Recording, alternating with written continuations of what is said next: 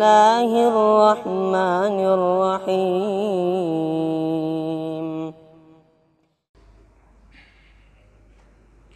Assalamualaikum warahmatullahi wabarakatuh.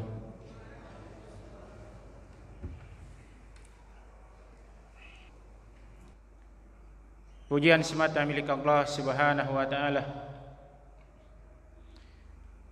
yang terus-menerus mencurahkan nikmat dan anugerahnya kepada kita. Bukan hanya banyak dan tidak bisa dihitung, tapi nikmat tersebut tidak pernah berhenti sepersekian detik sekalipun. Dan di antara nikmat yang terbesar yang Allah Subhanahu wa taala berikan kepada kita adalah Allah Subhanahu wa taala mengutus kepada kita seorang rasul. Allah Subhanahu wa taala tidak membiarkan kita seperti binatang ternak, tapi Allah Subhanahu wa taala mengutus kepada kita hamba yang paling Allah Subhanahu wa taala cintai, untuk menunjukkan kepada kita jalan-jalan kebenaran, untuk menunjukkan kepada kita bagaimana beribadah kepada Allah Subhanahu wa taala yang merupakan hakikat penciptaan kita, untuk menunjukkan kepada kita jalan-jalan kebaikan yang akan mengantarkan kita kembali ke negeri kita yang sebenarnya, yakni surga Allah Subhanahu wa taala, dan mengingatkan kepada kita amalan-amalan kejelekan, perkara-perkara yang dibenci oleh Allah Subhanahu wa taala yang akan menggelincirkan kita ke dalam neraka Jahannam, wal-iyadu billah. Dan di antara petunjuk Nabi sallallahu alaihi wasallam yang akan mengantarkan kita ke surga Allah Subhanahu wa taala adalah apa yang beliau sebutkan, atau hadis yang diriwayatkan oleh Imam Ibnu Majah rahimahullahu taala dari sahabat Abdullah bin Salam radhiyallahu taala, salah seorang sahabat yang ketika Nabi sallallahu alaihi wasallam hijrah masih berada di atas agama Yahudi, tapi kemudian beliau masuk ke dalam Islam dan mendapatkan jaminan surga dari Nabi sallallahu alaihi wasallam.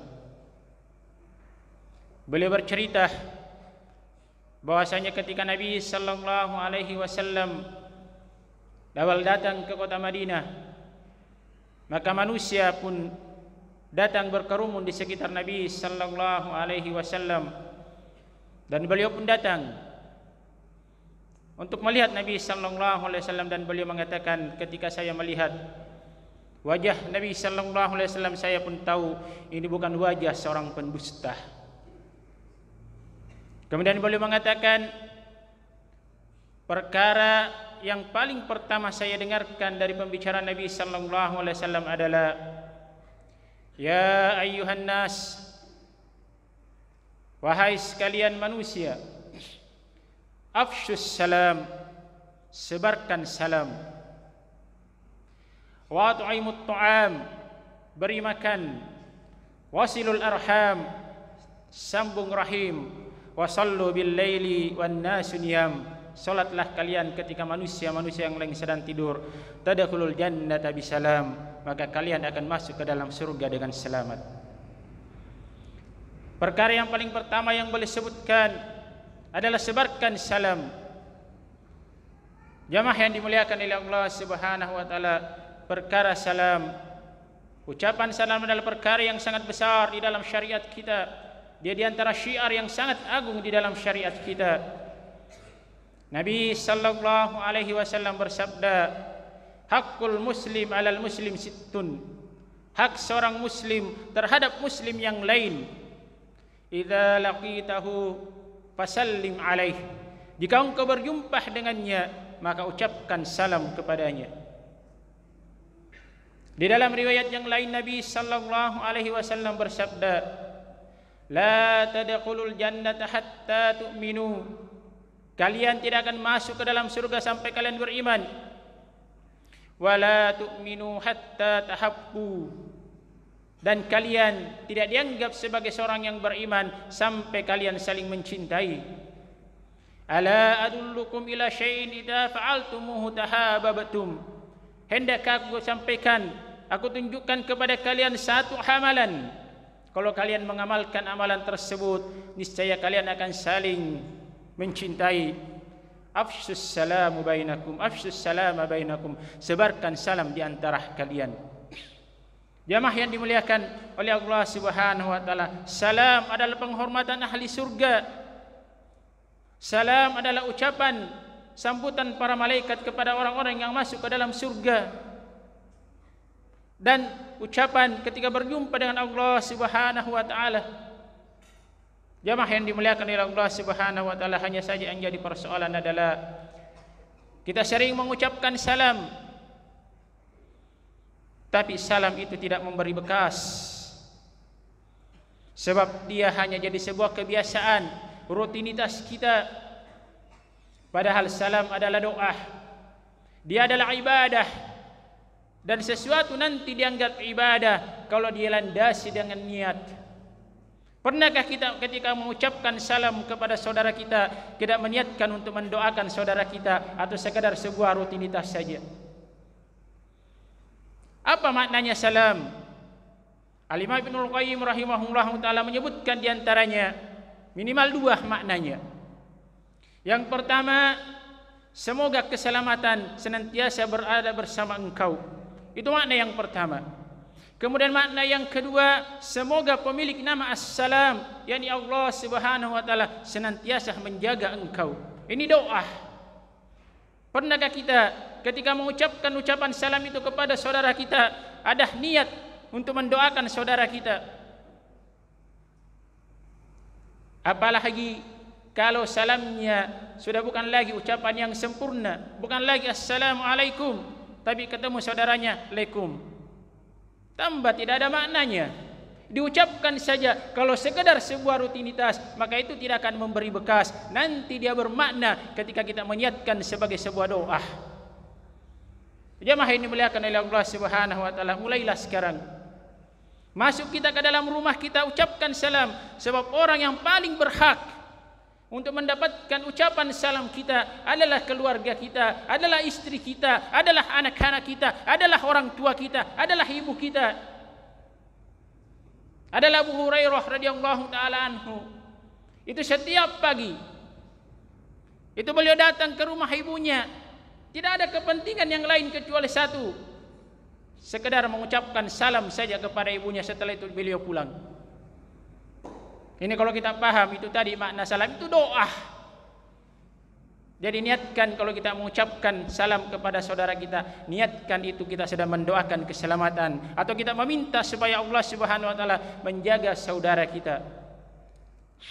Kemudian yang kedua yang Nabi sebutkan, wa tu'imut ta'am, berilah makan. Memberi makan adalah amalan yang sangat besar di dalam syariat kita. Nabi sallallahu alaihi wasallam pernah ditanya, ayyul Islam khair, ayyul Islami khair. Islam manakah yang paling banyak? Maksudnya amalan apakah yang dilakukan Islam yang paling bagus? Kata Nabi sallallahu alaihi wasallam, it'amut ta'am, memberi makan, atau tut'imut ta'am, engkau memberi makan. Wa antaqra'as salam, dan engkau memberi ucapan salam, liman arabta wa man lam ta'rif, kepada siapapun kau kenal atau tidak kau kenal. Ini juga masalah salam kembali. Kadang kita sekedar mengucapkan salam hanya untuk orang-orang yang kita kenal. Adapun kalau kita tidak kenal, lewat saja. Latih diri kita, Pak. Sebab datang dalam sebuah riwayat bahwa di antara tanda-tanda hari kiamat adalah tidaklah diucapkan salam itu kecuali kepada orang yang dikenal saja. Memberi makan, jamaah yang dimuliakan oleh Allah Subhanahu wa taala, kedudukannya sangat agung di dalam syariat kita. Dia adalah penggugur, di antara bentuk penggugur kafarah, kafarah sumpah maupun kafarah yang melakukan hubungan suami istri di siang hari di bulan Ramadan. Di antara bentuk kafarahnya adalah memberi makan. Kata sebahagian para ulama ketika mensyarah hadis ini, masuk dalam pembahasan ini semua bentuk sedekah. bukan sekadar memberi makan. Semua bentuk sedekah, termasuk di musim-musim yang seperti ini, di musim pancaroba, di musim kekeringan seperti ini. Di antara bentuk sedekah yang terbaik adalah apa yang disebut oleh Nabi sallallahu alaihi wasallam, afdhalus shadaqah zakyul ma, atau kama qala Nabi sallallahu alaihi wasallam. Sedekah yang paling utama adalah mengalirkan air. Ada yang punya sumur belum kering, bantu saudaranya yang lain yang kekeringan. Sebab bukan perkara yang aneh di tempat saya sendiri, bukan perkara yang aneh, bahkan perkara yang biasa. Setiap lalu lalang orang bawa galon cari air. Semua bentuk sedekah. Maka bersedekahlah jamaah dimuliakan oleh Allah Subhanahu wa taala dengan apapun yang kita miliki. Jamaah yang dimuliakan oleh Allah Subhanahu wa taala, dan memberi makan ini adalah di antara tanda dan ciri orang-orang yang diselamatkan oleh Allah Subhanahu wa taala. Allah Subhanahu wa taala berfirman, wa mensifati, menyebutkan sifat orang-orang yang selamat di hari kiamat, wa yut'imuna at-ta'ama ala hubbihi miskinan wa yatiman wa asira. Dan mereka memberi makan kepada orang-orang yang mereka cintai, dari orang-orang miskin, anak-anak yatim. Jamaah yang dimuliakan oleh Allah Subhanahu wa taala. Kemudian perkara yang ketiga yang Nabi sallallahu alaihi wasallam sebutkan, wasilul arham, sambung rahim. Yang diinginkan rahim di sini adalah orang-orang yang memiliki hubungan kekerabatan dengan kita. Sebab di negeri kita di Indonesia, ucapan silaturahim itu mengalami pelebaran makna. Walaupun dengan sahabatnya saja, teman kuliahnya, kapan kita jumpa-jumpa, menyambung silaturahim. Padahal bukan itu yang dimaksud, walaupun itu bagus. Tapi yang diinginkan adalah kita yang memiliki hubungan kerabat. Kalau yang tadi mengucapkan salam, memberi makan, itu hukumnya sunnah, maka ini hukumnya wajib. Haram hukumnya memutus silaturahim. Allah Subhanahu wa taala berfirman, wattaqullaha allati tasaaluna bihi wal arham. Takutlah kalian kepada Allah Subhanahu wa taala yang dengan namanya kalian saling meminta, dan takutlah kalian dari memutus silaturahim itu. Nabi sallallahu alaihi wasallam bersabda, la yadkhulul jannata qati'u rahmin. Tidak akan masuk ke dalam surga orang yang memutus tali silaturahim. Dan di zaman seperti ini jamaah, bukan perkara yang aneh kita lihat. Ada seorang anak menuntut bapaknya, ada seorang anak yang memenjarakan ibunya. Dosa yang sangat besar, kedurhakaan yang luar biasa. Nabi sallallahu alaihi wasallam bersabda, laisal wasil bil mukafi. Bukanlah yang dinamakan menyambung silaturahim itu sekedar saling membalas. Ada orang kerabat kita, dia sambung silaturahimnya kepada kita, dia baik kepada kita, kita pun berbuat baik kepadanya. Ini betul menyambung, tapi bukan ini hakikat dari wasil itu. Kata Nabi sallallahu alaihi wasallam, walakinnal wasil idza qutiyat rahimuhu wasalaha. Tapi al wasil adalah kalau keluarganya, kerabatnya, saudaranya memutus hubungan dengan dia yang sambung. Kalau dibombek sama saudara, jangan dibalas dibombek, kita yang mendekat. Itulah al-wasil yang sesungguhnya. Kita kirimkan hadiah, kita datangi rumah, bagaimana caranya supaya apa yang dia putus itu bisa tersambung kembali. Itulah al-wasil yang diinginkan oleh Nabi sallallahu alaihi wasallam. Kemudian yang terakhir, wasallu bil lail wan nasu niyam. Dan solatlah kalian di malam hari ketika manusia sedang tidur. Ini perkara yang berat jamaah dimuliakan oleh Allah Subhanahu wa taala. Lihat bagaimana struktur hadis ini. Menyebarkan salam itu untuk keseluruhan kaum muslimin seluruhnya. Kemudian yang kedua, memberi makan. Ini terbatas kepada orang-orang miskin, walaupun kepada orang kaya boleh saja. Kemudian yang ketiga lebih sempit lagi, silaturahim dengan kerabat kita. Maka yang terakhir adalah hak kita antara kita dengan Allah Subhanahu wa taala. Salatlah kalian di waktu malam ketika manusia sedang tidur. Dan ini perkara yang sangat berat. Tapi lihatlah jemaah dimuliakan oleh Allah Subhanahu wa taala. Ini di antara pelajaran yang diajarkan oleh bulan Ramadan. Lihat Pak, bulan Ramadan yang semoga Allah Subhanahu wa taala kembali memperjumpakan kita. Sekarang sudah bulan keempat, 4 bulan lagi, sebab Ramadan bulan ke-9. Bulan Ramadan di antara pengajaran terbesar yang harus kita ambil pelajaran darinya adalah ternyata kalau kita mau, kita bisa bangun setengah jam, bahkan 1 jam sebelum adzan subuh. Bisa Pak? Bisa. Semua kita bisa, sebab kita mau makan sahur. Jadikan itu pelajaran. Kalau di bulan Ramadan kita bangun setengah jam atau 1 jam, maka di luar bulan Ramadan 20 menit, 25 menit, bahkan 15 menit itu cukup untuk bangun, sikat gigi, berwudu, kemudian melaksanakan sholat 2 rakaat masuk waktu subuh. Kalau kita mengamalkan 4 amalan ini, jamaah dimuliakan oleh Allah Subhanahu wa taala, menyebarkan salam, memberi makan, menyambung tali rahim, bersilaturahim kita, dan sholat malam, sholat tahajud, kata Nabi sallallahu alaihi wasallam, tadkhulul jannata bisalam, maka niscaya kalian akan masuk ke dalam surga dengan selamat. Jamaah yang dimuliakan oleh Allah Subhanahu wa taala, kalau kita sudah mengamalkan 4 perkara tadi yang Nabi sallallahu alaihi wasallam jamin, kita akan masuk ke dalam surga dengan selamat, dengan catatan kita harus menjaga ke-4 amalan ini dari perkara-perkara yang merusak amalan-amalan kita. Dan yang terhebatnya adalah kesyirikan.